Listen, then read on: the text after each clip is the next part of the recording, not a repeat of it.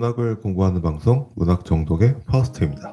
예, 무수비입니다. 저희는 이상문학상 작품집 2008년 제32회 읽고 왔고요. 지난 시간에 권여선 작가님의 두 작품을 다뤘습니다. 무려 거의 2시간에 가까운 시간 동안 다뤘어요. 그 작품의 질에 비례해서 시간을 쓰는 것 같아요. 보통은 저희가 할 말이 많은 작품은 오랫동안 얘기를 할 수밖에 없고, 할 말이 없다 그러면 5분? 10분만 얘기하고 넘어가는 거죠. 근데 확실히 영화도 그렇고 할 말이 많은 작품이 좋은 작품 아닌가 싶습니다.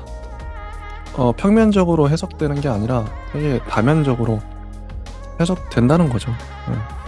자, 정영문 작가님의 목신의 어떤 오후부터 보도록 하겠습니다. 이분 작품을 저희가 이상문학상 하면서 은근 많이 봤어요. 여러 번 수상을 하셨던, 그만큼 잘 쓰신다는 거죠. 그런 작가님이시고, 목신의 어떤 오후는 어떤 작품인가, 이게 참 정의하기가 어려워요. 이게 그 세 사람이 호숫가에 앉아 있거든요. 첫 문장이 이렇죠. 우리는 어느 평일 오후에 평온함 속에서 호숫가에 앉아 있었다. 근데 이 앉아 있는 얘기가 쭉 나옵니다. 근데 되게 분위기가, 그러니까 자기 얘기를 하는데 각자의 인물들이 뭔가 환상적이기도 하고, 이걸 뭐라고 정의해야 될지 참 저한테는 어려운 작품이었어요. 근데 파우스트님은 좀 어떠셨을지 되게 궁금하고, 이 작품이 어떻게 보셨나요? 네. 저는 이 작품을 뭐 세 가지 정도로 어떤 해석의 여지를 많이 둔 작품이다라는 생각이 예, 들고요. 좋습니다. 예, 얘기해 주시죠. 저는 첫 번째는 이 어떤 의식적인 어떤 그림자들에 대해서 어린 시절, 그리고 나의 어떤 과거, 그리고 아버지라는 이름, 이런 거에 대해서 그 충분히 이제 딱 그 정의 내리지 못하는 어떤 상황, 그림자 이런 것들에 대해서 잘 형식적으로 쓰여졌다는 생각이 들고요. 두 번째는 이제 좀 과학적인 어떤 얘기가 중간에 나오죠. 이제 짐승들도 이제 호숫가에 이제 머물면서 그리고 약간 여자가 좀 이렇게 뭐 이렇게 피해를 보는 어떻게 보면 좀 그런 장면들이 영화에서도 이제 많이 이제 등장을 하는데요. 특히나 이제 음악이나 이제 어떤 그런 어떤 소재 같은 어떤 상징물 같은 소재로도 많이 이제 뭐 같이 어울려져서 여기서 쓰는데요. 그게 주는 어떤 묘한 그 어떤 세계의 이질감 속에서 그 욕망의 어떤 본물이랄까? 뭔가 그런 게 있어요. 그래서 이제 두 번째는 이제 그런 어떤 뭔가 느낌이었고요. 약간 관능적인. 세 번째는 이제 이 이야기가 과연 어떻게 흘러갈 것인가. 그리고 이 이야기의 어떤 흐릿한 어떤 난개처럼 뭐 이렇게 뭐 상상의 어떤 나래를 펼치는 것들이 마지막에 어떻게 끝날 것인가 이게 또 중요한데요. 이 마지막 한 점이 어, 작은 점으로 이제 그리고 사실 어떻게 뭐 헤엄쳐 갈지도 모르는 어둠 이렇게 끝났다는 점에서 저는 그 세 번째의 어떤 그 단락을 이 소설의 형식은 끝까지 헤매게 만드는 그런 형식으로 갔다고 생각합니다. 오, 그래서 좀 결론적으로 봤을 때 마음에 드셨나요? 어떻게 보면은 어, 굉장히 좀 선명하게 쓰여진 보르헤스 같은 느낌이 들었고요. 어, 보르헤스는 오, 이거보다 더 어렵고 까다롭고 진짜요? 더 난해하고 이상하게 쓰기 때문에 오. 선명하게 그려주신 것 전 같아요. 어려웠거든요. 그래서 도대체 뭘 말하고자 하는가. 어, 그래서 갑자기 생각난 건데, 보통은 제가 그동안 진행을 했잖아요. 근데 이 작품을 정영문 작가님의 목신의 어떤 오를 파우스트님이 진행을 해주시죠. 제가 바톤을 넘기겠습니다. 이게 뭐라고 해야 무슨 말을 해야 될지 모르겠더라고요. 그래서 자유롭게 시간은 뭐 얼마든지 인제 하시면 되니까 뭐 이 구체적인 구절을 읽으셔도 좋고 얘기를 해 주시죠. 네. 네. 그러면은 뭐 일단은 네 진행을 예 좋습니다. 예. 네 해 보겠습니다. 예예. 네. 목씨는 어떤 오후 어떻게 보셨나요? 이게 진짜 일단은 읽으면서 저는 그러니까 아마 사람마다 그럴 것 같아요. 자기가 좋아하는 뭐 소설의 스타일이랄까? 전개 방식이 있는 것 같아요. 저는 영화 볼 때도 서사, 그 스토리 위주로 많이 보는 것 같아요. 예. 근데 영화를 보는 관점도 서사뿐만 아니라 연기력을 보는 사람도 있고 혹은 뭐 그 숏이 나오는 미장센 그런 어떤 그런 걸 보는 사람도 있겠죠? 아니면 어떤 사람은 음악, 어떤 사람은 뭐 어떻게 연출을 어떻게 했나 뭐 이런 것들을 보겠 다양한 관점이 있을 수 있는데 평론가들은 그걸 다 보잖아요. 음. 그렇기 때문에 평론가는 그 어떤 작품을 잘 더 깊게 느낄 수 있는 것 같고 다층적으로 다면적으로.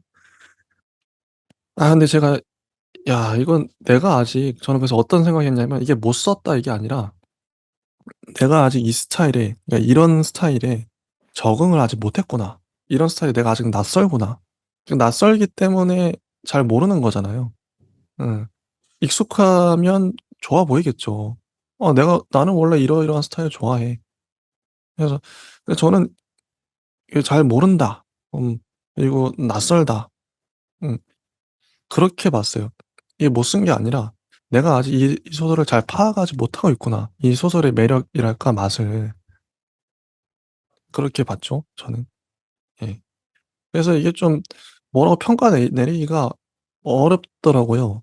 내가 잘 알지도 못하는 작품에 대해서 뭐라 말하면 좀 그렇잖아요. 음. 근데 차라리 뭐 이건 이래 이거 근거가 중요한데 "이러이러해서 못 썼습니다." 이렇게 얘기하면 명쾌하죠. 근거가 있으니까. 이거에 대해서는 좀 아직 보류, 판단 보류. 일단 그래서 그렇습니다 전.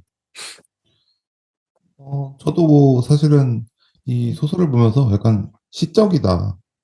는 생각이 들 정도로 이 이미지나 어떤 이미지를 흐리는 감각이 사실은 이게 드뷔시의 이제 목신의 어떤 오후를 이제 발견하면서 약간 프랑스 상징주의 시 같은 느낌도 들어요 사실. 약간 그때 뭐 랭보나 이제 그런 것들을 보면은 약간 이런 느낌이 뉘앙스가 나는데 저도 이제 그런 소설이나 시를 만약에 접하지 못했다면 '이게 무슨 문학이야? 이게 무슨 소설이야? 서사도 없고 그리고 여기 안에 서사도 뒤엉켜 있고 그리고 아버지 얘기하다가 갑자기 막 어떤 다른 얘기로 넘어가고 그리고 뭐 싸움을 한 두 사람 얘기하다가 갑자기 또 호숫가에 무슨 뭐 새 얘기하고 그리고 그 조류어나 어류에 대해서 날개와 눈에 많은 관심을 갖고 있는데 음 그 뒤에 아무것도 안 나요. 어떤 뭐 그 힌트도 없어요.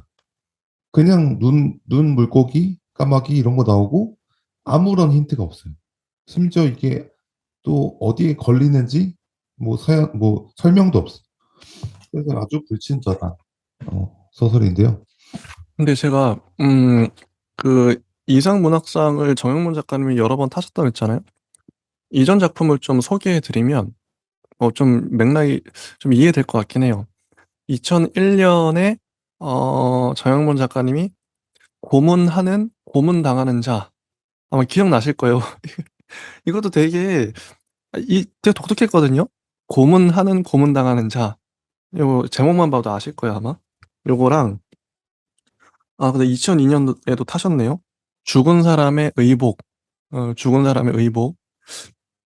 의복이었고 타셨고 그다음에는 쭉 보면은 요렇게 있네요. 지금 보니까 그동안 그래서 저희가 인제 세 번째 이분의 작품을 보는 거죠.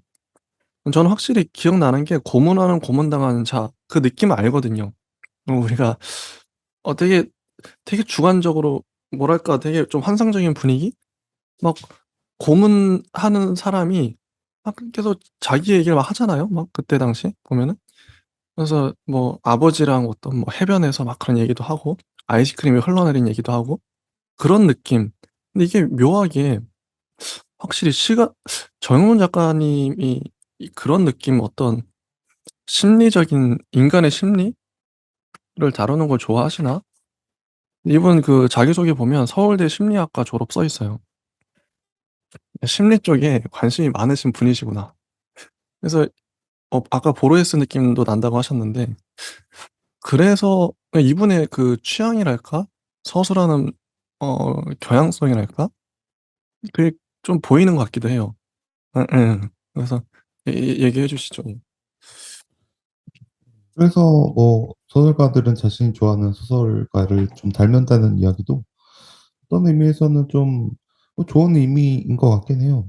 왜냐하면 워낙 이제 고전의 어떤 상징적인 혹은 어떤 이미지적인 어떤 서사의 끝을 보여주는 사람을 이제 닮는다는 것 자체로도 엄청 황홀한 일이고 그런 것들을 이제 만약에 내가 다 이제 마스터하고 더 나아갈 수 있다면 그것만큼 최상의 결과는 또 없겠죠. 그런 의미에서 여기는 굉장히 좀 엄청난 수작이다. 이거는 정말 뭐 한국 무단의 엄청난 수작이다 이런 표현을 할 정도로 저는 아주 재밌게 봤고 일단은 뭐 읽어보면은 네 좋습니다. 예, 처음에 이제 호숫가 이야기가 이제 나오죠. 그 호숫가는 이제 어떤 울창하고 사나운 숲은 아니었고 거북처럼 생긴 바위가 떠 있는 그런 이제 호숫가예요. 그런 호숫가에서 이제 새를 이제 보면서 그 여러 가지 이제 뭐 깃다리들도 빠지고 이제 새의 모습을 거의 잃어가는 새를 이제 보면서 자신이 이제 얼굴에 그늘 속에 들이우는 것으로 이제 80페이지 이제 끝자락에 이제 넘어가거든요. 이 장면 자체도 이제 저는 너무나도 이제 좀 환상적이고 좋은 장면이라고 생각이 들고요. 그 전설적인 어떤 뭔가 이제 호수적인 혹은 이제 뭐 사실 이런 어떤 장면을 그리는 것 자체가 하나의 어떤 미장센의 어떤 극을 보여주는 어떻게 보면 좀 오히려 화려함을 빼고 어떤 상징을 이렇게 대입해서 보여주는 어떤 환상적인 장면이라고 생각하는데요. 근데 뭐 호불호는 있다고 생각이 들긴 합니다. 그래서 혹시 이 장면 어떻게 생각하시는지? 전 불어 이게 아까 제가 이제 불어 묘사 이런 거 장황하게 하는 걸 안 좋아하거든요. 근데 이전 시간에 제가 말씀드렸다시피 권혜선 작가님의 묘사는 좋았어요. 분명한 목적성을 갖고 있고 그리고 독특하잖아요. 어. 그런데 이 소설 목신의 어떤 오는 뭔가 환상적인데 이 묘사가 이 묘사의 목적성이랄까? 이걸 왜 이렇게까지 묘사를 하고 있는 거지? 음. 이게 잘 안 느껴지니까. 그러니까 그거 같아요. 선명하게 잡히냐, 분명하냐, 혹은 이게 좀 흐릿하고 애매하냐. 그러니까 흐릿하고 애매한 걸 못 견디는 것 같아요. 작가가 친절하게 "이 묘사는 이런 뜻이야." 이렇게 알려주면 너무 고맙죠. 권혜선 작가님은 음 다 알려줬잖아요. 마지막에도 인제 화자가 일일이 다 설명을 해요. 어. "이러이러한 상징은 이런 의미야." 되게 친절하게 설명했죠. 근데 반대로 정영문 작가님의 글에는 좀 글은 불친절하다. 근데 이건 이래서 개인적인 호불호가 갈리는 것 같긴 해요.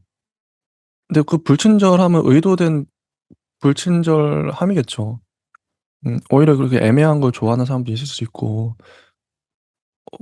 어떻게 보세요, 파우스트님은? 이게 맞나요? 음.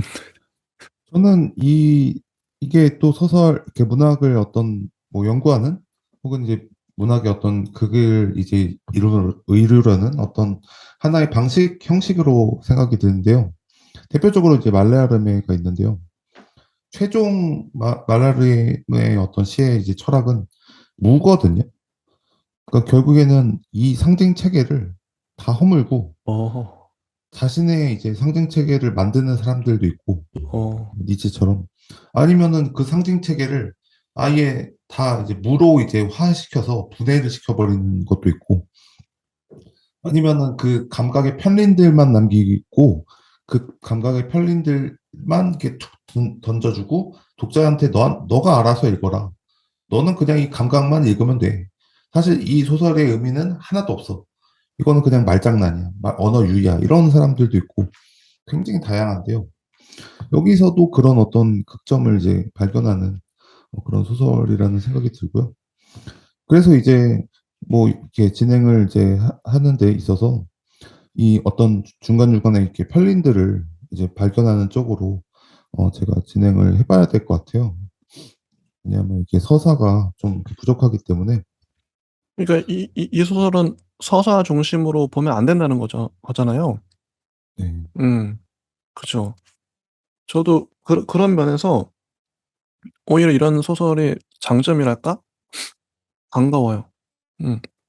그러니까 모든 소설들이 서사만 추구한다면 얼마나 단조롭고 획일적이겠어요. 그게 제일 나쁜 거죠. 어떤 소설의 가능성, 글은 이렇게 쓸 수도 있어. 소설 이렇게 쓸 수 있어. 이런 걸 보여주는, 저도 궁극적으로는 그런 걸 하고 싶거든요. 아니 솔직히 예술가들은 독창성이 제일 중요하잖아요. 누군가 비슷해지려고 쓰는 게 아니라, 물론 존경하는 작가는 있겠지만, 그러니까 나만의 스타일, 나만의 문체를 위해서 쓰는 거라고 봐요. 뭐 영화도 마찬가지고 음악도 마찬가지고, 이건 이건 내가 쓴 거야. 나만이 쓸 수 있는 스타일이야. 이게 제일 좋겠죠. 그래서 어떻게 보면 이 소설이 낯설지만 반가웠다. 예. 계속 해 주시죠. 그래서 저도 이제 그런 반가운 소설들 중에 하나를 지금 어떤 흥분에 굉장히 좋은 느낌을 받았는데요. 그래서 81페이지에 이제 아버지가 나오죠.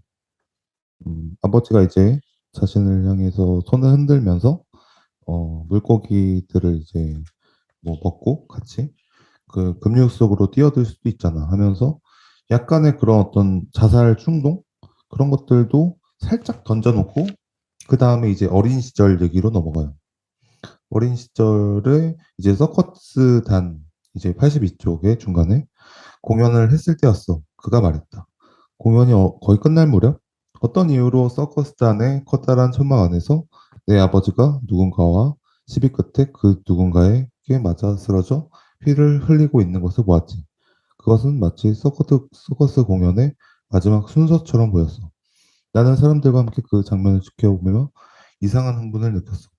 그것은 그가 전에도 한 적이 있는 얘기였지만 우리는 그것을 들으며 다시 웃음을 지었다. 이렇게 이어지는데요. 결국에는 이 아버지의 어떤 성격, 그리고 아버지가 어린 시절 느꼈던 어떤 충격적인 장면, 그리고 83쪽에 나오는 독립운동 하는 어떤 풍문에 대해서 아무것도 증거가 발견되지 않았던 그런 어떤 변방을 뭐 떠들었을 거라는 그런 흔적.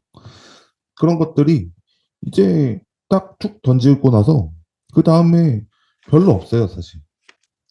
그 뒤에 나오는 게 갑자기 85쪽에 뭐 아버지는 일종의 독학자로 이제 스스로를 생각하고 있고 그리고 몇 가지 연구를 했는데 조류와 어류의 어떤 종류에 대해서 날개와 눈에 많은 관심을 가지고 있는 어떤 책들을 계속 이제 연구하다가 해파리나 이끼에 대해서도 연구를 했죠.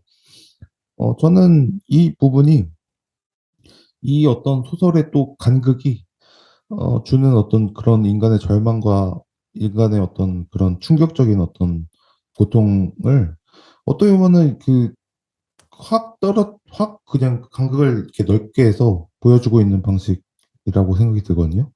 왜냐하면 여기서도 이제 호수의 이제 수면을 바라보면서 멍한 상태로 이제 그거를 읊조리고 있기 때문에 그런 어떤 느낌을 받았습니다.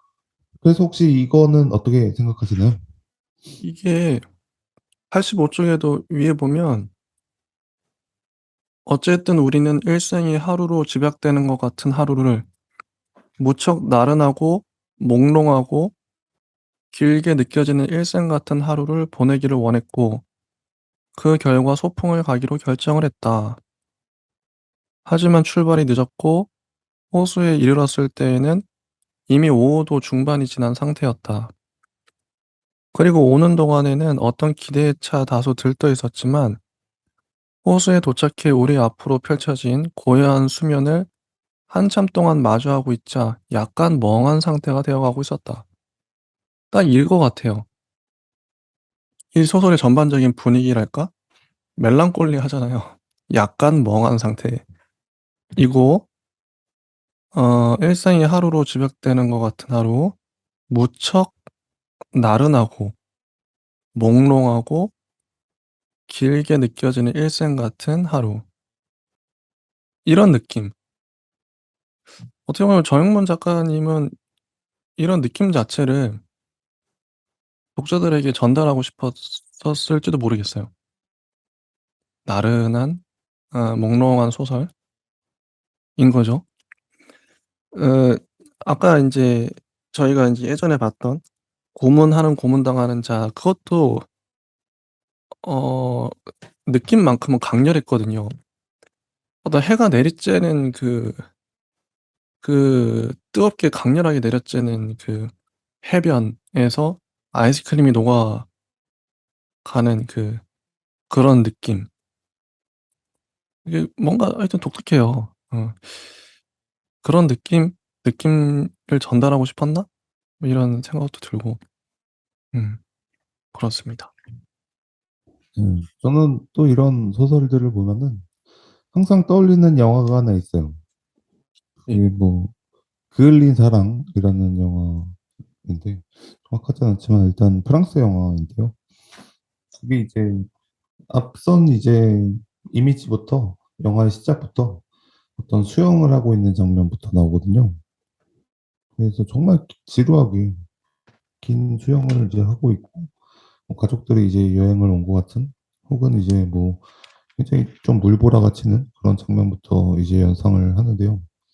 그게 어떻게 나아가다가 결국에는 그 멍한 장면, 뭐 수영하는 어떤 그런 물에 대한 멍한 장면들이 나중에 그 인간의 고통의 어떤 극을 보여주는, 그리고 그 엄청나게 뭐 고통스러운 장면을 겪은 어떤 사람들이 어떻게 보면은 좀 겪는 어떤 편파적인, 뭐 파편적인 어떤 그런 장면들, 그런 거라고 생각이 되는데, 여기서 또 이제 그런 의미에서 그런 거 같기도 하고요.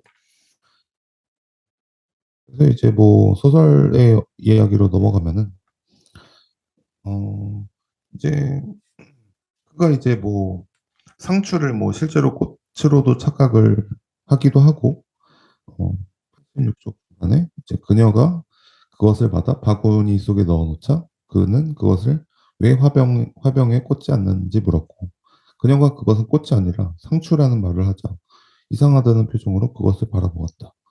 그 후 우리가 식사를 할 때 그녀가 내온 상추를 보며 그는 언제부터 우리가 꽃을 먹었지? 하고 말한 후 상추를 하나 먹고는 이 꽃은 내가 알고 있는 상추 맛이 희미하게 나는군 하고 말했다.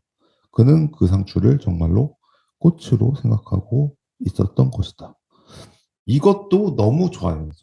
이 장면. 이게 거의 그냥 살짝 뭔가 메멘토 같으면서도, 아니면은 아버지가 이제 모자를 이제 막 착각해서 이상하게 막 쓴 장면들도 있고, 진짜 약간 뭐 환각에 빠진 듯한, 환시에 빠진 듯한, 아니면 치매에 걸린 듯한 그런 느낌이거든요.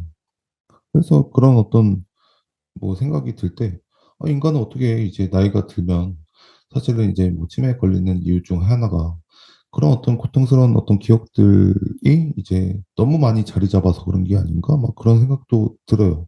하나의 어떤 뭐 정신줄을 약간 놓아버렸다 이런 생각도 살짝 드는데, 저는 이 장면도 너무 이제 와닿고 이 분위기랑도 너무 잘 와닿고, 너무 좋은 장면이라고 생각이 들었습니다. 어떻게 혹시 보셨나요? 아, 이게 글쎄요. 별, 별, 이, 잘 모르겠네요. 네, 네. 계속 해주시죠. 별로 할 말이 없어요. 아, 네. 네.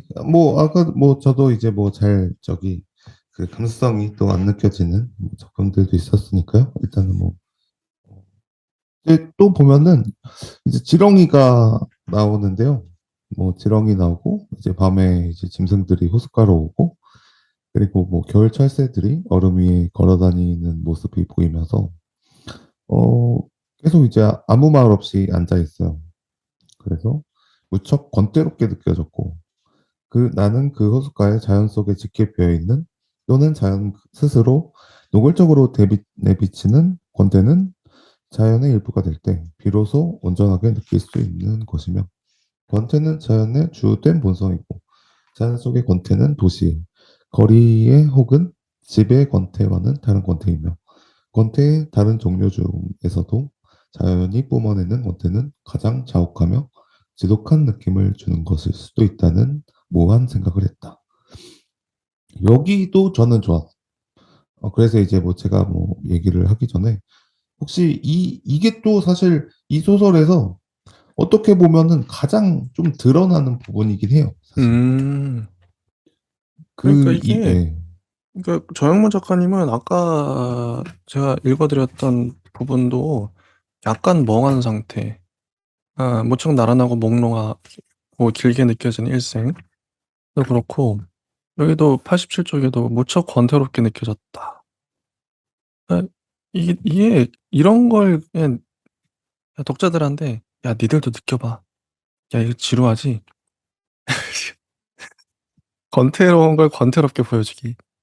이게 쉽지 않은 건데, 근데 권태로운 건 지겨운 것과 다를 것 같은데, 어때, 이런 거죠. 권태. 이게 혹시 따분함 이런 거 느끼긴 하잖아요. 근데 호수가 앞에 펼쳐져 있고, 무척 권태롭게 느껴지네. 이런 어떤 여유, 아니면 뭐 휴식일 수도 있고, 뭐 지루하거나 따분할 수도 있고, 권태롭네. 뭐 이런 어떤 좀 되게 한가로운 장면을 보는, 뭐 영화로 치면은 2시간 내내 호수만 보여줘. 화면이 안 움직이고 딱 그냥 고요한 호수에 그냥 바람 가끔씩 불고 새 지나가고 얼마나 권태롭겠어요. 그런 느낌, 그런 느낌을 추구한 건가 싶기도 하고요. 음. 어떠세요? 저는 이 부분이 조금 약간 스피노자도 생각이 나면서 이 권태라는 어떤 단어를, 상징을 지금 세 가지로 쪼개고 있거든요. 아, 자연 속의 권태, 어, 도시의 권태, 거리의 권태, 집의 권태. 이렇게 해서 권태라는 단어를 네 가지로 쪼개고 있어요. 그래서 권태의 어떤 다양한 종류 중에서도 자연의 권태는 가장 자욱하며 지독한 느낌을 준다. 그러면 그 느낌은 어떤 의미고, 이 소설에서 이 권태의 의미는 뭘까? 그거를 독자가 스스로 찾는 거예요. 그 어떤 그 놀이, 그리고 이 어떤 권태에 대한 어떤 새로운 해석, 이게 너무 저는 여기가 또 엄청 감명적인 부분이었고, 들어보니까 다르겠네요. 당연히 자연의 권태와 거리의 권태, 집의 권태는 다를 것 같아요. 다르죠. 우리가 자연에서 느끼는 권태와 집에 혼자 있으면서 느끼는 권태. 다르죠. 좋네요. 그걸 독자가 찾아가는 그런 권태는 어떤 걸까? 어, 맞네요. 예. 어, 예. 계속 그래서 해주시죠. 예. 네. 그래서 어떻게 보면은 이게 정말 그 자칫하다가는 이제 초보자가 따라하면은 이게 진짜 완전히 그냥 멋만 부린, 사실 그냥 현학적이고 그냥 멋만 부린 표현이 될 수도 있는데 여기는 너무 형식이 이제 잘 짜여지어 있고 분위기나 어떤 계속 이제 주의 깊게 이제 어떤 보는 어떤 거울이 선명하다 보니까 이런 것들이 아마 잘 쓰여졌다고 저는 개인적으로 생각이 들고요. 그다음에 이제 까마귀와 어떤 새들의 울음소리, 그리고 개가 짖는 것 같지만 분명치 않은 소리들과 여러 가지 소리가 들려오면서 오페라단 얘기를 합니다. 오페라단은 나와 그녀가 이제 함께 사는 집 옆에 이제 종종 이제 놀러 가는, 혹은 이제 옆에 소리가 들리는 그런 어떤 오페라단 얘기예요. 이 오페라단이 뒤에 이제 어떤 노랫소리로 이제 연결이 되면서 어, 음악적인 어떤 이제 또 영혼적인 어떤 느낌으로 또 얘기를 하는데요. 구심 쪽의 어떤 그런 거보다는 음, 약간 뒤로 이제 넘어가서요. 빛의 어떤 그림자 쪽으로 이제 넘어가면은 이제 뭐 92쪽, 92쪽에 그가 말했다. 오토바이 굉음이 나를 관통한 것 같았고 그 정적 속에서 나는 더 이상 존재하지 않는 것처럼 느껴졌어. 극적으로 대비되는 빛과 그림자가 그가 말한 순간에 어떤 배경을 이루고 있었다면 정적과 순간적으로 깨트려졌다가 다시 회복된 정적은 어떤 주제를 구성하는 것일지도 몰랐다. 그의 집에 있는 어떤 사진이 그가 오래전 외국을 여행하며 찍은 사진이 떠올렸다. 그는 여행을 많이 했고 한 번은 사막에서 여러 마리의 적어도 열 마리는 없는 거머리 비슷한 것에 물린 적도 있었는데 그것은 미나리밭에서 볼 수 있는 거머리와는 다르게 생겼다고 했다.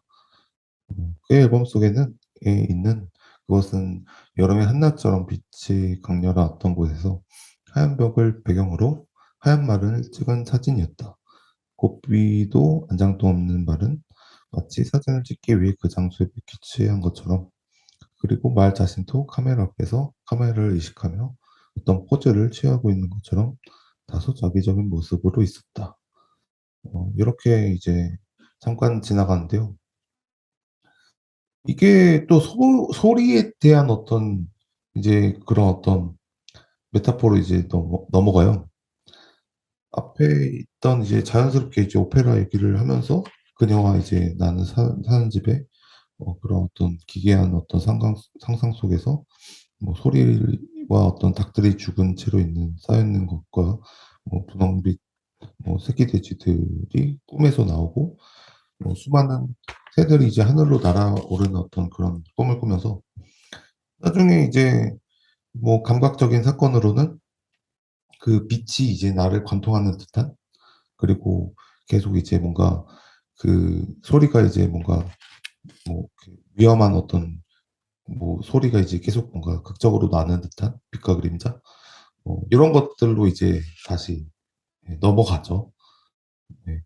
이런 것은 또 시적이라서 사실 어떻게 보냐에 따라 다른데요. 혹시 뭐 이런 오토바이 경험 이런 거는 뭐 어떻게 생각하시나요? 저는 파우스트님이 해주시는 말을 듣고 이제 깨달았어요. 아, 그렇구나. 발견하지 못했던. 역시 이래서 둘이 하면 좋구나. 내가 못 보면 다른 사람이 보고 그런 거죠. 어, 그래서 아, 그렇구나. 이제 깨달았습니다. 그 다음에 이제 뭐 이거는 이제 넘어가더라도 사실은 이게 약간 좀 뭔가 이렇게 위협적인 뭔가 사건의 어떤 그런 상처에 편린 같이 이제 막 콕콕 뭔가 찌르는 듯한 느낌이 드는데요. 이제 그 다음에 이제 사건이 들어가요. 그녀는 이제 뭐 어렸을 때 처음 남자와 잤을 때 일을 이제 떠올리면서, 그리고 뭐 아버지가 이제 발견된 남자의 성기를 뭐 이제 막 붙잡아서 막 억지로 떼어놓고 그 사랑행위를 이제 중단시키는데 그녀의 사촌 오빠였다는 이제 얘기가 나오죠. 근데 그 뒤에 갑자기 문득 그녀와 숲속에서 사랑을 나누고 싶다는 욕망이 들었다. 이렇게 갑자기 들어요. 그러니까요. 그래서 이게 정말 이 욕망의 층이 거의 이제 이게 거의 뭐야 그 가족끼리 하는 그런 거 뭐죠? 아무튼 정말 이렇게 금기된 그러겠죠. 그거와, 그리고 그 근친상간. 남성 욕망. 근친상간. 예, 예. 예. 근친상간 뒤에 갑자기 나도 그런 욕망이 들면서 이게 욕망의 겹이 정말 절묘하게 맞아 떨어지는. 정말 그 욕망이 정말 이게 좀 이게 뭐 말하기도 뭐 애매한 게 정말 이렇게 좀 어떻게 무질서하고 되게 막 파편적이고 굉장히 좀 이렇게 뭐 이렇게 뭐 이해가 안 돼갈 정도로 약간 좀 이렇게 좀 절망적으로 약간 누른 그런 느낌도 들었는데요. 그래서 계속 보면은 뭐 그런 얘기들이 나오죠. 뭐 뭐 두 사람이 이제 서로 뭐 애매하면 어루만지는 것과 어루만져지는 것의 차이를 맛보며 이것도 뭐 S와 M 같은 느낌이고 약간의 쾌감과 불쾌감을 동시에 느끼며 사랑을 나누고 있는데 뭐 들쥐가 보고 아무렇지도 않다는 듯 관심이 없다는 듯 혹은 무섭다는 듯 뭐 알 수 없게 그냥 보고 있고 그리고 그 뒤에는 또 이제 나는 졸음에 몸을 맡기며 숲을 바라보는데 허리 위쪽은 사람의 모습이고 염소의 다리와 뿔을 갖고 있는 목신 이제 이게 나오고 그리고 여기가 또 엄청 또 독특한 해석이에요. 그 뒤에 나오는 96쪽에 이게 또 엄청 독특해요. 정말 튀어나와 있는 부분인데 문득 대체로 동물들은 그 형태에 있어 대칭적이거나 대칭을 선호하지만 식물들은 그렇지 않다는 생각이 들었다. 식물들은 대칭을 완전히 무시하지는 않지만 웬만하면 무시하는 것처럼 느껴졌다. 그리고 어떤 식물들은 대칭을 참을 수 없어 하는 것으로 보이기도 했다. 그 이유는 알 수 없었지만 그것은 계속해서 옮겨다녀야 했고 그래서 균형을 유지하는 하는 동물과는 달리 딴 곳으로 이동할 수 없는 식물이 스스로에게 허용할 수 있는 자유와 어떤 관계가 있는 것 같았다. 그 점에서 덩굴 식물은 식물의 그러한 점을 가장 잘 표현하고 있었다. 이거는 어떻게 생각하시나요? 저도 이 부분 되게 재밌게 봤어요. 실제 동물들은 그 좌우 대칭이 있거든요. 이 코와 입을 이렇게 나눠 봤을 때 대칭이잖아요. 예. 근데 식물은 대칭이 없어요. 신기하게도. 어 이거를 발견했단 말이야. 어 근데 이 자체는 되게 지적으로 어떤 흥분을 줘요. 그런데 그럼 이 얘기가 왜 나왔지 근데 소설에서? 소설에서 어떤 이 얘기 어떤 의미지? 뭐 이런 하우스님은 어떻게 해석을 하시는지 궁금하네요. 이 자체로는 되게 흥미롭거든요. 음. 저도 이제 이게 조금 더 뭔가 이대로 어떤 상징이 비유가 이제 하나의 뭐 상징으로 뭐 자의적인 상징, 뭐 자신만의 상징이라고 생각이 드는데요.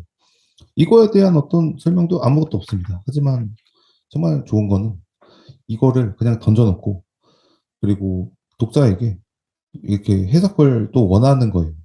나는 이렇게 보고 있는데 너네들은 어떻게 아. 생각하냐. 어. 이게 그래서 이제 뭐 해석의 가능성이 열려 있네요. 아까의 무수한 상징들 도 그렇고 그래서 어떻게 보면 어려울 수도 있고 뭐 이런 걸 인제 상상해 보고 해석해 보는 걸 좋아하는 사람한테는 이 소설이 되게 재밌을 수 있겠다. 그런 생각이 드네요. 예. 네, 그래서 이제 조금 뭔가 뭐 저도 이제 자신만의 어떤 생각으로 이제 해석을 해보면은 결국에는 이제 동물들은 대칭적이지만 식물들은 대칭적이지 않다는 얘기는 이것도 너무 사실 자의적이에요. 그 식물도 상당히 대칭적이거든요. 물론 이제 뭐 동물들도 사실 조금 다 비대칭적이에요, 사실. 어떻게 보면은. 근데 이제 여기서는 이제 어떤 그 상징의 어떤 감각적인 형태를 자신이 이제 그리는 거에 따라서 이렇게 보이기도 하는데요. 결국에는 그 덩굴식물 그리고 어떤 뭐 생존의 어떤 형태들이 이제 대칭적이거나 대칭적이 뭐 선호하지 않는 그런 식물들이 뭔가 이제 덩굴처럼 이제 막 뭔가 자유와 어떤 속박과 어떤 굴레와 그런 운명의 어떤 그런 것들을 이제 좀 뭔가 이렇게 자연 발생적이라고 하나요? 어떤 그런 어떤 느낌을 좀 잘 묘사하고 있는 그런 느낌도 들면서도 이 분위기랑 또 잘 어울리는데 저도 사실은 이게 너무 이제 딱 덩그러니 이제 놓여 있기 때문에 이 부분이 좋다가도 이게 무슨 의미지? 뭐지? 하면서 이제 읽었던 부분이긴 해요. 그 다음에 이제 구름이 나를 삼키고 이제 꿈을 꾸고 뭐 가위 얘기를 하고 머리를 뭐 그녀의 머리를 뭐 가위를 저기 뭐 잘라 주었는데 그녀는 뭐 그녀가 이제 내 머리를 잘라 주었는데 대체로 그녀는 머리를 망쳐 놓았고 그리고 뭐 숲에서 행하는 작은 의식 그리고 구름들이 몰려오고 이제 폭우를 예고하고 환상적이거나 굉장하거나 장엄한 장면이 펼쳐질 거라는 기대를 갖기도 했는데 아니나 다를까 굵은 빗방울이 떨어지기 시작하고 그리고 또 아니나 다를까 곧 펼쳐질 자연의 드라마를 은근히 마음에 졸임을 기대했는데 새들이 요란스럽게 짖으며 날아다니기 시작하고 비가 그치고 정말 이렇게 시적이에요. 네. 음. 그다음에 이제 뭐 개목걸이가 달린 끈을 보는 이제 있는 남자를 만나게 되죠. 그리고 여기에 대사가 이제 그거예요. 백조를 보시면은 감쪽같이 사라져버린 개로군요. 내가 말했다. 마치 증발한 것처럼 그녀가 말했다. 아니면 땅속으로 꺼진 것처럼 그녀의 사촌 오빠가 말했다. 우리가 자신을 놀리기라도 하는 듯 그가 우리를 쏘아보았다. 그런데 단지 자신의 잃어버린 개를 찾고 있을 뿐인 그 무고한 남자가 놀림을 당하는 것도 당연하다는 분위기가 우리와 그 사이에 갑자기 조성된 것 같았다. 그는 어디론가 사라진 개가 그것을 놓지 않는 한 자신에게 반드시 돌아오기라도 할 것처럼 꼭 쥐고 있었다. 나는 그것만으로도 그가 놀림을 당해 마땅하다는 생각을 했다. 찾고 있는 걔가 확실한가요? 그녀는 좀 물었다. 그는 할 말을 우리를 노려보았다. 이렇게 들어가고 있어요. 그래서 여기서 이제 개의 어떤 상징, 그러면 거북바위, 개, 그리고 커다란 이거를 물고 있는 개의 상징은 무엇일까? 저는 사실 어떻게 보면은 지금 여기 순간부터는 조금 뭔가 그래도 조금 뭔가 더 이제 사냥개와 어떤 그런 그녀와 서사가 더 들어가면 좋겠다는 생각이 드는데 아무튼 이거는 어떻게 보셨나요? 어렵네요. 뭔가 엄청난 상징이 있는 것 같은데 어 모르겠습니다. 솔직히 이게 어떤 상징인지 어려워요. 예. 예. 그렇습니다. 할 말이 없어요.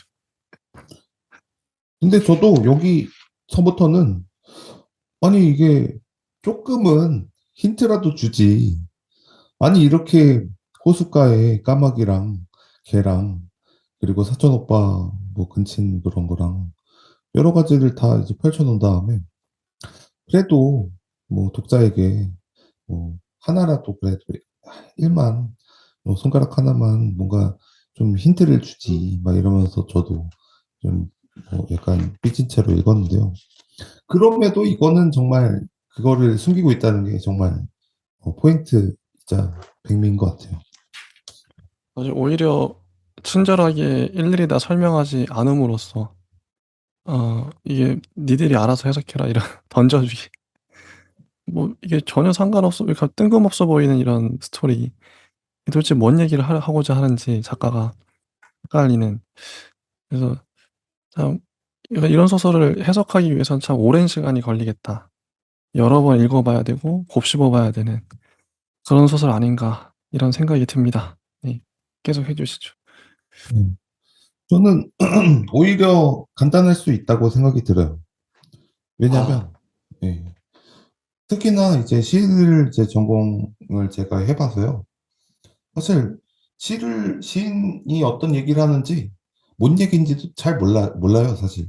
어떤 시는 그냥 감각만으로도 읽는 거고, 서사가 당연히 뭐 있는 게 요즘에 뭐 대세긴 하지만 아무튼 없는 게 이제 보면은 도대체 이거를 어떻게 읽어야 되냐, 시를. 아니, 이거는 아니, 진짜 힌트는커녕 아무것도 모르겠다. 막 언어를 막 이상하게 막 뒤죽박죽 막 차력처럼 막 해놔서 맞아요, 맞아요. 그래서 읽는 사람도 당황해요. 맞아요, 맞아요. 아니, 이게 어떻게, 어떻게 읽으라는 거지? 막 이런 당황이 있는데요. 결국에 이런 어떤 소설들도, 그냥 던져두고, 어, 너가 이제 뭐 해석을 해봐라. 그리고 이런 어떤 이미지만 봐라. 그리고 이미지의 어떤 감각들, 그리고 거기서 이제 느껴지는 어떤 그런 상징적인 어떤 이미지. 그래서 이제 이 소설이 가진 어떤 장점이다, 단점은, 서사의 재미, 그리고 인물의 재미, 그리고 이 인물과 서사가 이제 어우러지는, 그리고 우리가 알고 있는 상징의 재미가 뭐 엄청 떨어지지만, 그 어떤 자신의 어떤 상징을 이제 쓰는 거죠. 그런 재미가 있죠. 그래서 이제 뭐, 텃밭 얘기가 이제 마지막에 나오면서요. 이제 또 마무리를 하면은, 티베트의 어떤 사원에 있었을 수도 있다. 그것에는 몇백 년 전에, 몇백 년에 걸쳐 향과 다른 냄새들이 스며들어 어떻게 해도 씻어낼 수 없는 악취가 풍기고 있었다. 그는 관에서 혹은 노담에서 나는 것 같은 냄새가 나는 그 안에 아이 채를 넣어둔 게 분명하다고 믿었다.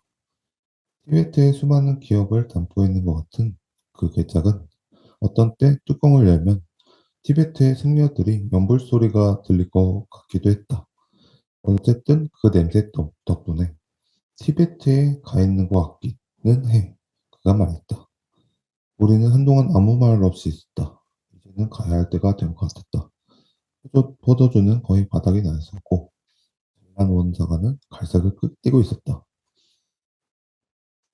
이렇게 해서 이제 그 고인돌, 우리가 생각하는 고인돌, 막 티베트 어떤 무덤, 아이의 무덤, 뭐 승려들, 어떤 그런 어떤 뭐 옛날에 이제 선조 때 뭐 죽음의 냄새들, 동굴 뭐 이런 것들을 이제 하면서 결국에는 끝나요. 이렇게 까마귀 좀 나오고 이제 그 뒤로 모든 것이 조용했다.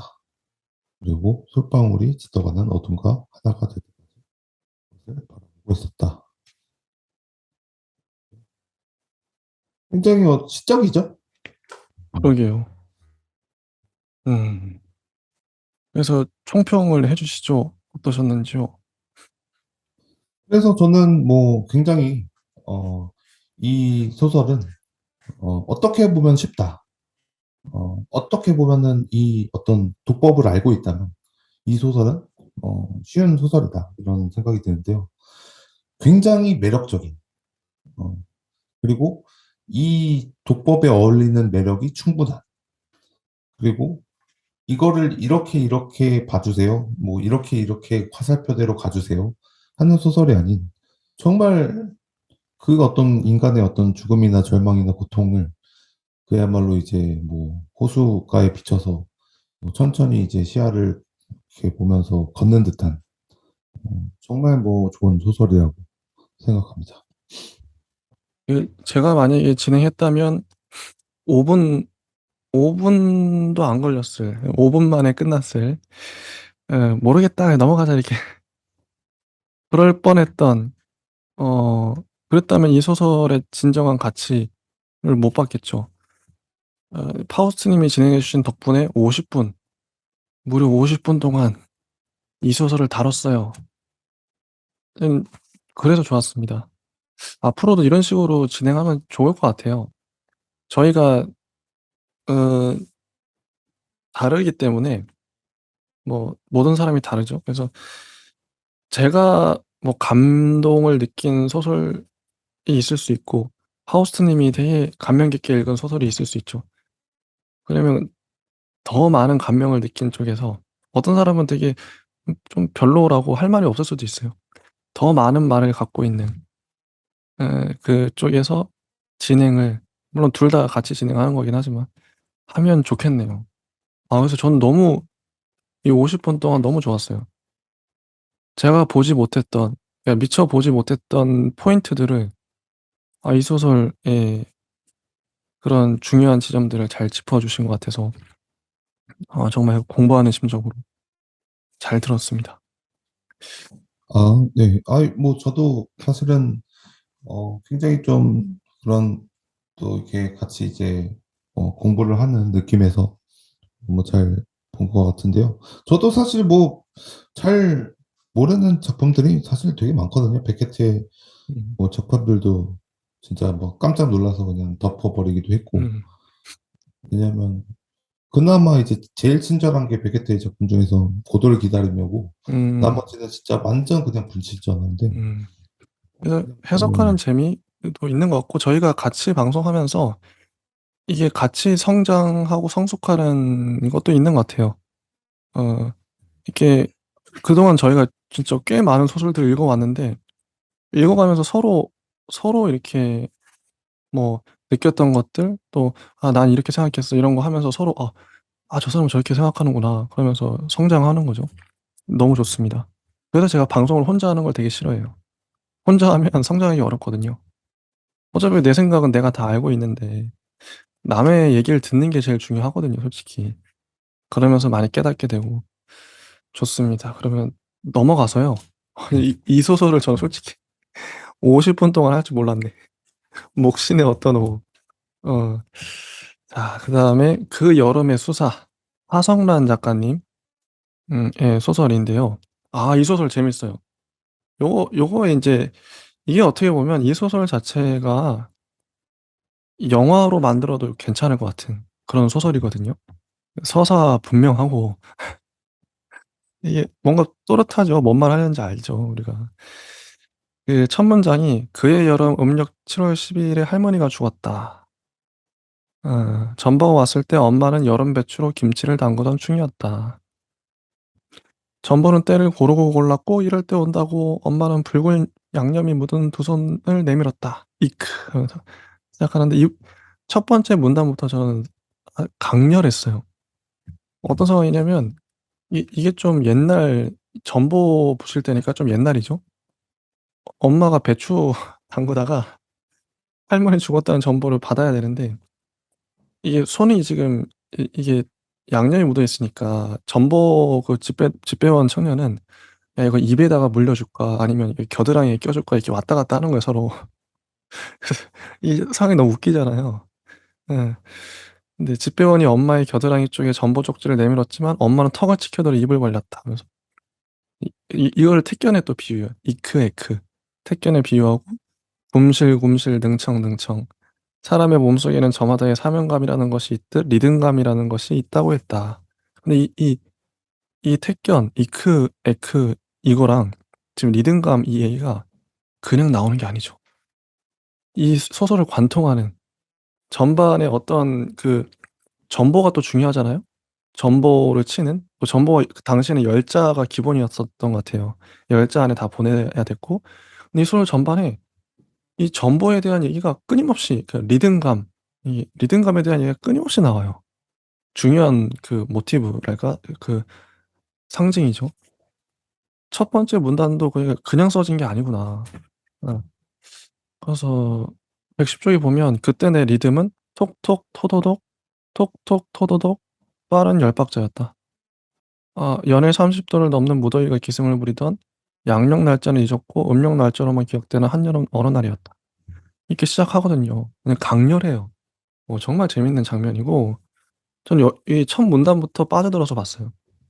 이게 어떤 얘기냐면 아버지는 지금 지방에 내려가서 일하고 있고 엄마와 어 아이들 나를 포함해서 이때는 어렸겠죠.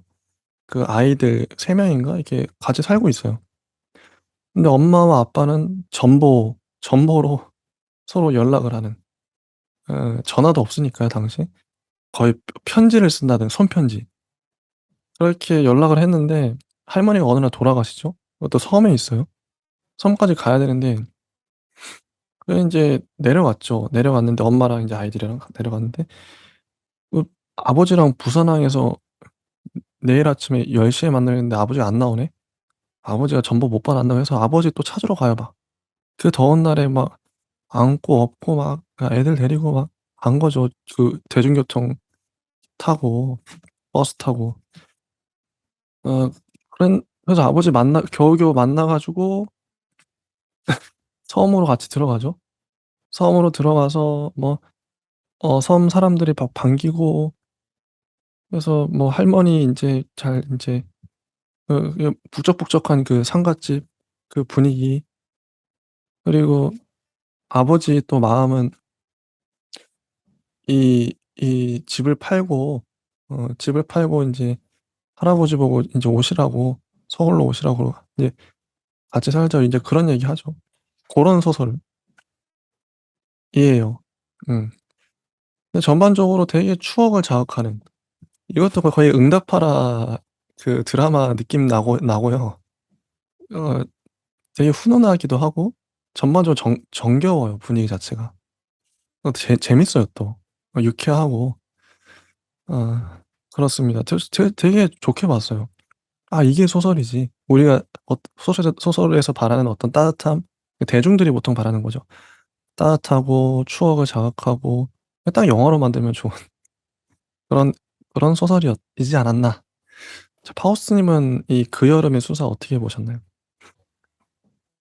일단은 뭐 저도 뭐 어느 정도 이제 예. 음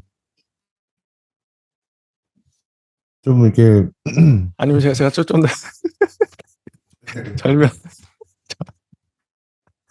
지금 뭘 인제 저도 아까 잠 먹었는데 잠깐 제가 좀 얘기를 좀 하고 좀 이따 말씀을 해 주시면 될 것 같아요. 일단 전복, 그리고 리듬감 이런 게 있고, 좀 제가 몇 장면을 되게 상당히 많은 부분에 줄을 쳤거든요. 네. 그 부분을 좀 읽으면서 이 소설의 그 문체를 좀 같이 보면 좋겠다.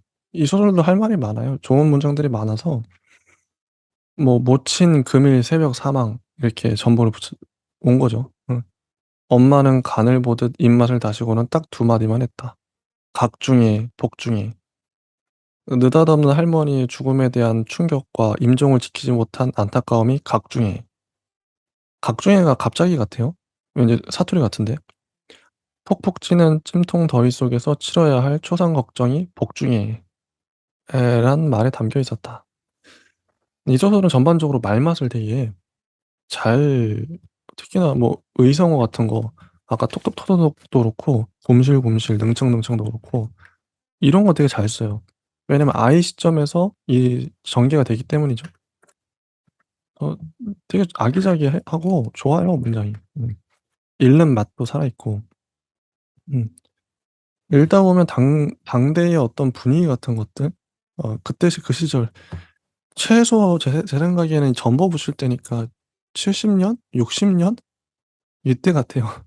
되게 오래전이죠. 음. 그래서 뭐 당시의 생활상 같은 게 나오고요. 너무 좋습니다. 전반적인 문장들이 줄을 얼마나 많이 쳤는지 몰라요. 음.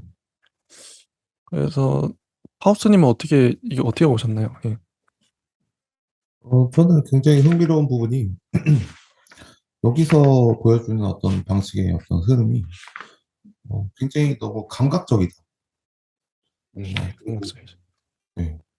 그 앞에 이제 리듬감과 이제 어떤 집배원과 엄마의 어떤 이제 움직임은 어떤 처음에 어떤 뭐 소설의 어떤 약간 통통 튀는 가벼운 어떤 리듬을 준다면 결국에서 여기에서 말하고 있는 어떤 뭐 임종과 그리고 할머니 어떤 얘기랑 그리고 할머니가 이제 막 "이 속에서 뭐 구멍에서 다 나왔어." 막 이러면서 이제 나중에 그런 것들을 이제 떠올리는 장면들이나 그리고 막 뭐 여러 가지 이제 배를 타고 다니면서 뭔가 느껴지는 그런 서사가 이게 하나하나 뭔가 그 미세한 감각으로 끈으로 이어져 있어서 이 죽음에 대한 어떤 감각 그리고 가족에 대한 어떤 감각이 정말 뛰어난 결핍, 상처 이런 거에 대해서도 정말 이게 뭐 감각적으로 보여주는 뛰어난 소설이라고 생각이 듭니다.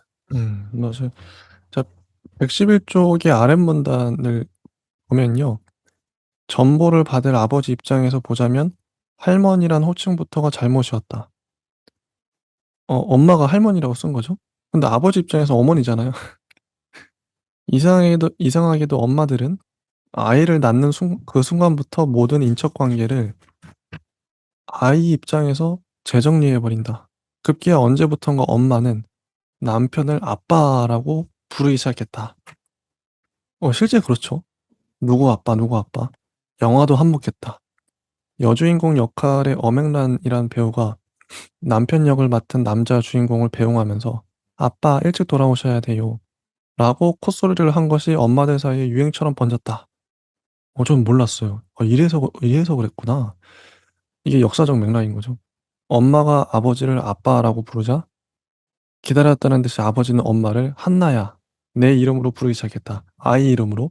이거 실제 저희 집에서도 뭐 다 그렇지 않나요? 우리 이 한국인의 특유한 어, 이게 정확하게 집어 되게 재밌는 부분인데 이, 이런 부분이 참 좋았어요. 그래서 저는.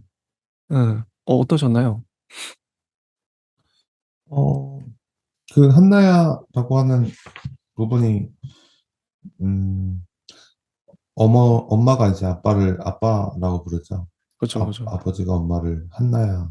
아이 이름으로 부르고 한나야. 그래서 음, 이런 식으로. 근데 이런 부분이 참 재밌어요. 근데 이런 게 상당히 많이 나오죠. 공감이 될 만한 부분들. 그 시대를 살았더라면, 그리고 한국인의 정서 이런 것도 느껴지고. 음, 그리고 이제 할머니에 대한 추억이 나오는데, 113 쪽에 보면 그 시골 변속관, 거의 문도 안 달려 있었나 봐요. 예전에는. 그래서 할머니가 이제 볼일을 보고 있는데, 밤에 내가 그 변소 가다가 본 거죠, 할머니를.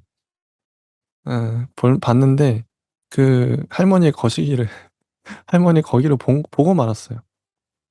할머니는 놀란 내 시선을 따라가 자기 것을 남의 것 들여다보듯 요모조모 뜯어보더니 낄낄 웃었다. 네 아베도 고모돌도 다 이 군형에서 뽑았다 아이가. 그 뒤로 나는 할머니 하면 악다구니를 쓰며 이웃집 여자와 머리끄덩이를 잡은 채 먼지 나는 길 위를 구르던 모습이나 물 좋은 생선을 받기 위해 고무다라이를 들고 억척스럽게 어시장을 향해 뛰던 모습 다 젖혀놓고 제일 먼저 할머니의 거기가 떠올랐다. 할머니 거기에서 아버지와 고모들이 국수 면팔처럼 뽑아지고 있었다. 이거 재밌거든요. 정말 살아있다. 인물이 살아있고 묘사가 살아있다. 이런 생각들. 잘 잡았죠, 장면을. 어, 정말 구수하고 어, 정말 그럴 것 같은. 정말 좋아요. 그래서 묘사도 좋고 인물도 좋고 캐릭터 좋고 좋습니다. 그리고 우체국 가서 당시에는 이 엄마 심부름을 받아서 이 아이가 11살짜리 계집애가 와서 전보를 보내는 거예요. 우체국 여직원도 알죠, 아이를. 음, 열자로 줄여야 돼요, 그 많은 내용을. 그러면서 이 아이는 문장력을 기르지 않았을까. 음, 그래서 그런 스토리도 너무 좋아요. 정말 훈훈한 영화 만들면 딱 좋은 소설. 음, 음, 근데 아버지가 상경하지 않았죠. 그리고 편지를 읽을 때 엄마는 수줍어하고. 음, 그렇습니다. 예, 쭉쭉 넘어가서 인제 아까 인제 부산에 갔는데 아버지가 안 와요. 그래서 어머니는 DC로 아이들과 함께 버스를 타고 가죠. 음. 정말 힘들게 갑니다. 근데 파리 의상실 영업 안 합니다. 그래서 그 의상실에서 아버지가 감자에 정백당을 묻히고 있었어요. 설탕 같은데. 엄마가 아버지에게 득달같이 달려들며 소리쳤다. "아빠 지금 제정신이야?" 이것도 "아빠 왜 지금 이 시간에 여기 있냐."고. 그래서 이게 전보가 그 뒤에 따라 붙죠, 전보 내용.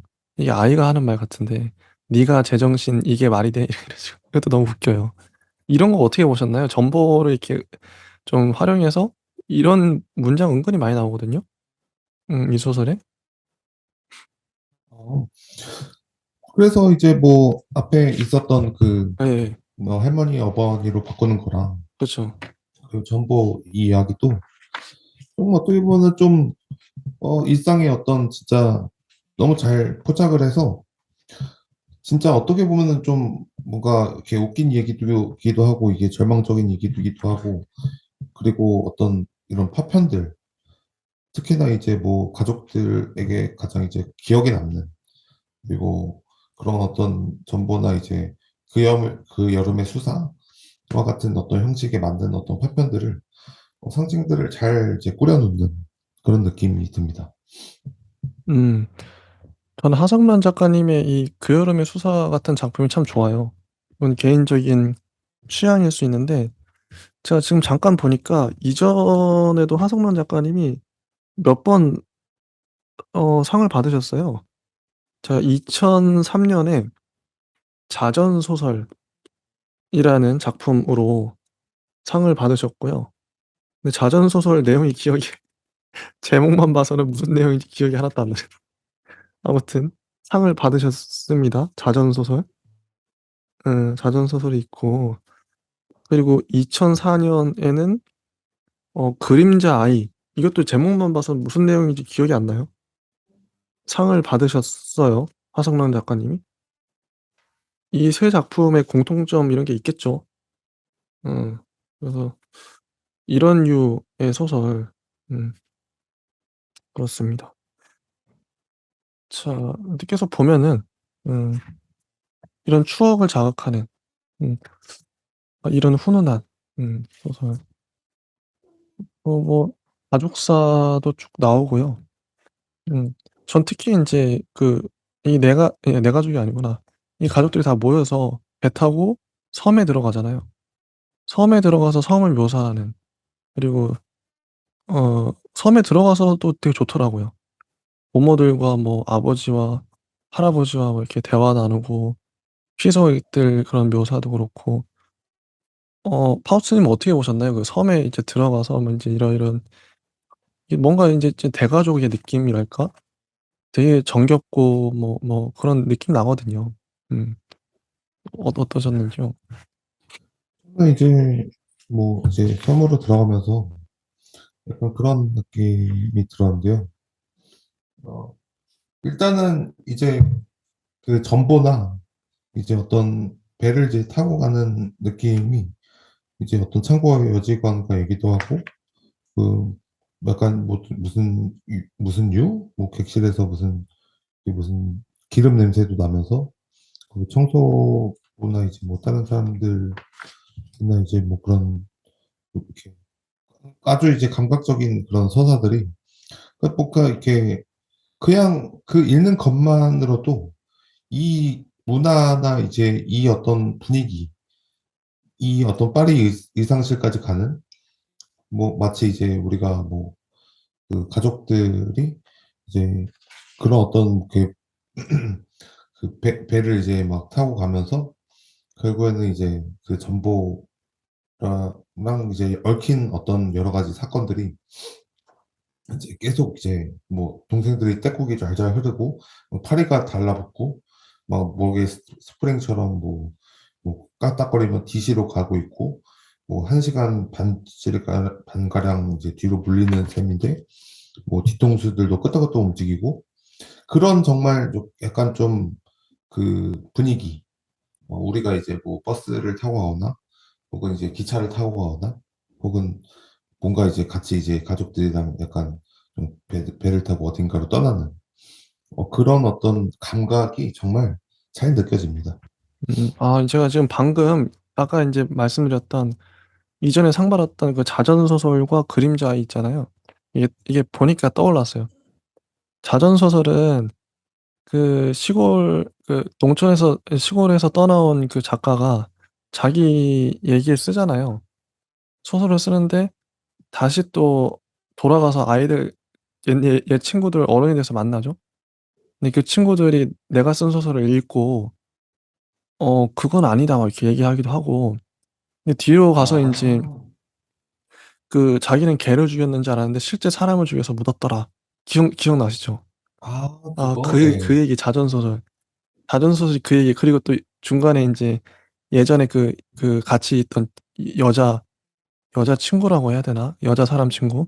걔가 좀 섬뜩했죠. 응. 네. 걔가 결국 이제 사람 때려 죽였어. 근데 그게 아, 자전 소설이었어요. 그 소설을 하성란 작가님이 쓰신 거고 그 이 작가님이 쓰신 거예요. 그리고 그림자에는 뭐냐면 이것도 딱 들으시면 알 거예요. 이 사람이 이 남자가 지금 어떤 요양원 같은 곳에 계속 머물러 있는데 그 아이랑 손잡고 가다가 아이만 죽었어요. 그래서 아이가 그림자처럼 처리가 됐어요.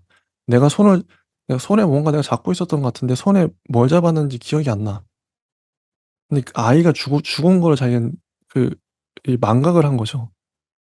그래서 뭐 이게 기억상실증 같은 게 걸려 가지고 그래서 "남자의 그림자를 치었다." 이렇게 나오거든요. 아마 이 소설도 기억나실 거예요. 그래서 아, 그래서 썬더보이 나오고 그 요양원에서 좀 특이한 사람들 나오죠. 같이 인제 그 화 이제 실내를 같이 쓰는 썬더보이는 막 자기 원래 연극 배우였는데 막 이 사람도 인제 좀 제정신이 아니라서 막 진짜 자기가 연극 배우를 했던 그 내용들을 실제 자기가 겪은 건 줄 알고 옛날 뭐 베트남전에도 갔던 얘기 해 주고 막 조선시대 얘기도 해 주고 그러잖아요. 그 얘기 기억나시죠? 그림자이. 응. 그림자의. 네. 응. 그림자이. 하여튼 그 소설 그것도 하성란 작가님이 쓰신 거예요. 인제 좀 새 작품을 보니까 약간 서로 같은 좀 뭔가 좀 통하는 것 같기도 하고요. 자전 소설, 그림자의, 그 여름의 수사 뭔가 새 작품 다 뭔가 이게 서사가 이 강렬하죠. 네. 강렬하고 이분은 확실히 서사에 강하신 것 같아요, 스토리에. 음. '새 작품에 공통점이 있지 않을까.' 이런 생각. 음. 재밌네요. 이렇게 확실히 이렇게 예 이상 문학상을 연도별로 읽다 보니까 여러 번 상 타신 분들은 좀 이렇게 파악이 좀 그래도 여러 개 인제 보면서 경향성이랄까? 그런 게 보이는 것 같기도 하고요. 음 그거 그렇습니다. 생각해 보면은 뭐 음. 굉장히 극적이고 맞아요. 새 작품. 그리고 무거워요. 네. 어 죽음에 관련된 소재가 굉장히 좀 이 소설의 어떤 풍미를 엄청나게 무게감 있게 바디감 있게 하고 있고요. 그리고 소설이 굉장히 극적이에요. 맞아요. 일부러 그렇게 맞아요. 극적이에요. 막 희망과 절망이 같이 정말 널뛰는 느낌? 이런 느낌이 드네요. 맞아요. 그리고 섬에 들어가서도 관광객들이 밤에 인제 사랑 고백하는 장면 나오잖아요. 128 쪽에 보면. 그걸 인제 담 너머로 듣는 거죠. 어. "난 널 아껴. 그건 너도 알 거요. 어. 말 듣기 전에 못 나. 그러니 너도 말이여. 너도 내가 맘에 있잖니요. 안 그려?" 이걸 담 너머에서 듣는 거죠. 음. "어떡하면 내 말을 믿을기요. 혈서를 쓸까? 못할 것도 없어. 네가 하라면 시방이라도 할겨." 뭐 이런 "무섭게 왜 이려. 나는 싫여. 무슨 혈서. 꼭 말로 해야 알어? 꼭 글로 써야 알. 점점점. 여자의 말은 무언가에 눌려 이어지지 않았다." 이런 거 너무 진짜 어 너무 그 시절의 정서가 느껴진다. 딱 1960 년대 70 년대 감성. 이 근데 이걸 보고 '우리 어머니 아버지도 저랬겠지?' 이런 아이 입장에서 상상을 하는 거죠. 이 장면도 참 재밌었어요. 좀 좋았고 훈훈하고. 음 좋죠. 129 쪽에도 간질간질한 말 "엄마와 아버지도 그런 말을 주고받던 때가 있었을 것이다. 난 널 사랑해. 너도 그건 알잖아." 뭐 "아버지도 누군가의 집 담벼락에 엄마를 떠다밀며 뜨거운 입김을 쏟아부었을 것이다." 이런 장면. 근데 지금 엄마 아빠는 좀 서로 막 싸우고 그러죠. 음. 자 어. 그래서 근데 쭉쭉 넘어가서 할머니가 마지막에 인제 뭐 "상여? 해안가로 상여가 들어섰다." 하면서 그리고 할아버지는 그 이듬해 집을 팔고 서울로 왔다. 음 그런 식으로 음 끝납니다. 이런 소설인데요. 일단 이거 재밌어요. 되게 대중적이라 생각해요. 많은 사람들이 좋아할 만한 작품이죠. 어렵지도 않고.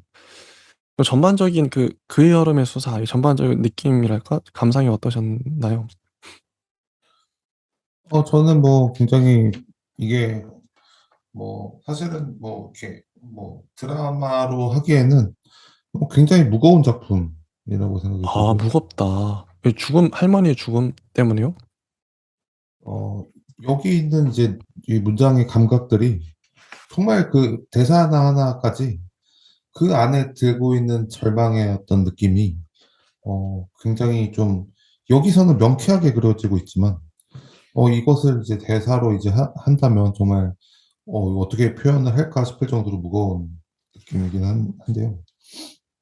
사실 이 어떤 모든 어떤 이렇게 술 냄새가 진동하고 연폭궁 냄새랑 바다 냄새랑 뭐 상여가 이제 막 왔다 갔다 하고 이제 뭐 이렇게 막 이런 어떤 느낌이 정말 하나의 하나 인생의 어떤 가장 어떻게 보면 뭐좀 좀 이렇게 절망적이지만 그래도 뭔가 이렇게 밝게 웃어 보이려고 하는 그냥 네. 너무 이렇게 이 상황이 좀 너무 삶의 어떤 그런 어떤 짠내가 싫지만 그래도 막 밝게 웃으려고 하는 그런 느낌이 들 정도로 이게 굉장히 좀 무거운 묵직한 작품이라는 음. 생각이 듭니다. 그리고 여기 보면은 할머니는 할머니 그러니까 이 소설 전반에 할머니가 처음에 죽잖아요. 할머니가 죽었기 때문에 돌아가셨기 때문에 할머니를 뵈러 가는 여정이기도 하고 그리고 또 뒷부분에 보면 이 섬에서 어떤 아이가 이 수영 모자 쓴 아이가 죽죠. 물에 빠져 죽죠. 이게 죽음이 전반적으로 드리워져 있어요.